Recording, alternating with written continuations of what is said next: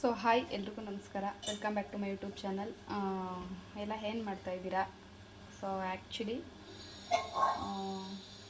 ಇವಾಗ ಒಂದು ರೆಸಿಪಿ ತೋರಿಸೋಣ ಅಂತ ಅಂದ್ಕೊಂಡೆ, ಮಾಡ್ತಾಯಿದ್ದೆ.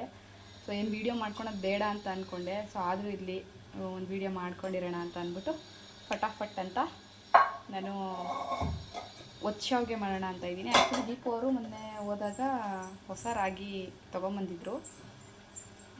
ಸೊ ಫುಲ್ ಕೆಂಪಗಿತ್ತು. ಸೊ ಯಾಕೆ ಒಂದು ಸತಿ ಒಚ್ಚ ಮಾಡಬಾರ್ದು ಅಂತ ಅಂದ್ಕೊಂಡು ಸೊ ನಾನು ರಾಗಿ ಹಾಕಿ ಒಚ್ಚ ಮಾಡಿ ಅದಕ್ಕೆ ಕಾಯಿ ಹಾಲು ಮಾಡೋಣ ಅಂತ ಫಸ್ಟು ಕಾಯಿ ಹಾಲು ಮಾಡೋಣ ಅಂತ ಅನ್ಕೋತಾ ಇದ್ದೀನಿ.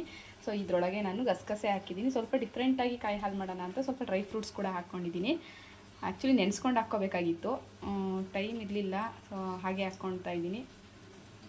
ಕಾಯಿ, ಗಸಗಸೆ, ಬಾದಾಮಿ, ಪಿಸ್ತಾ, ಗೋಡಂಬಿ ಹಾಕ್ಕೊಂಡಿದ್ದೀನಿ. ಸೊ ಇದಕ್ಕಿಂತ ಕಡಲೆ ಹಾಕ್ಕೋಬೇಕು. ಕಡಲೆ ಮತ್ತು ಏಲಕ್ಕಿ ಹಾಕ್ಕೊಳ್ತೀನಿ. ಸೊ ಬನ್ನಿ ಹಾಗೆ ನಿಮಗೂ ಕೂಡ ತೋರಿಸ್ತೀನಿ. ಇಲ್ಲಿ ಬೆಲ್ಲನ ಕಾಯೋಕ್ಕೆ ಇಟ್ಟಿದ್ದೀನಿ ಜಜ್ಕೊಂಬಿಟ್ಟು. ಸೊ ಅದು ಚೆನ್ನಾಗಿ ಇದಾಗ್ತಾಯಿದೆ, ಕರಗಲಿ. ಸೊ ಅದನ್ನು ಫೈನ್ ಪೇಸ್ಟ್ ಮಾಡ್ಕೊಳ್ಳೋಣ. ಸೊ ಇದಕ್ಕೆ ಕಡಲೆ ಮತ್ತು ಏಲಕ್ಕಿ ಕೂಡ ಹಾಕ್ಕೊಂಡೆ. ಇವಾಗ ನುಣ್ಣಗೆ ರುಬ್ಕೋಬೇಕು ಇದನ್ನು. ಸೊ ನುಣ್ಣಗೆ ರುಬ್ಕೊಂಬರ್ತೀನಿ. ಇದೆ. ಸೊ ಬೆಲ್ಲದ ಪಾಕ ಏನು ಮಾಡ್ತೀರಾ ಅಂದರೆ, ನೀವು ಯಾವುದೇ ಬೆಲ್ಲ ತಂದಿದ್ರೂ ಬೆಟರ್ ಒಂದು ಸತಿ ಅದೆಲ್ಲ ನಾವು ಇದು ಮಾಡಿಕೊಂಡೆ ಸೋಸ್ಕೊಂಬಿಡಿ. ನಾನು ಸೋಸ್ಕೊಂಡೆ. ಸೊ ಮನೆ ನೋಡೋಕ್ಕೆ ಬಂದಿದ್ದರು, ಅದಕ್ಕೋಸ್ಕರ ಸ್ವಲ್ಪ ಮಾಡಿದ್ದೆ. ಸೊ ಸೋಸ್ಕೊಂಬಿಡಿ, ಬೆಲ್ಲ ಯಾವಾಗಲೂ ಸ್ವಲ್ಪ ಗಲೀಜಿರುತ್ತೆ. ಸೊ ಸೋಸ್ಕೊಂಬಿಟ್ರೆ ಬೆಟರ್.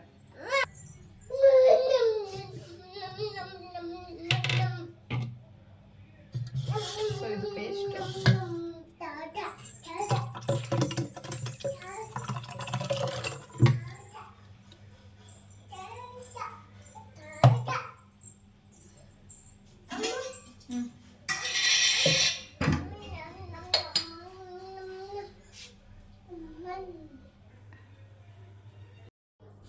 ಸೊ ಕಾಯಿ ಹಾಲು ರೆಡಿ ಆಯಿತು. ನಾನು ಶಾವಿಗೆ ಹೇಗೆ ಮಾಡಿಕೊಂಡೆ ಅಂದರೆ, ನಾರ್ಮಲ್ ಮುದ್ದೆ ಥರ ಮಾಡಿಕೊಂಡು ಶಾವಿಗೆ ಒತ್ತೋದಿರುತ್ತಲ್ವ ಅದರಲ್ಲಿ ಒತ್ತಿದ್ದು. ಸೊ ಅದನ್ನು ನಾನು ವಿಡಿಯೋ ಮಾಡ್ಕೊಳ್ಳಿಲ್ಲ, ಯಾಕಂದರೆ ನಾನು ಅರ್ಜೆಂಟಲ್ಲಿದ್ದೆ. ಸೊ ನಾನು ಹೋಟ್ಲಿಗೆ ಹೋಗಬೇಕಿತ್ತು. ಸೊ ಫೈನಲಿ ಈ ಥರ ಆಗಿದೆ. Thanks for watching.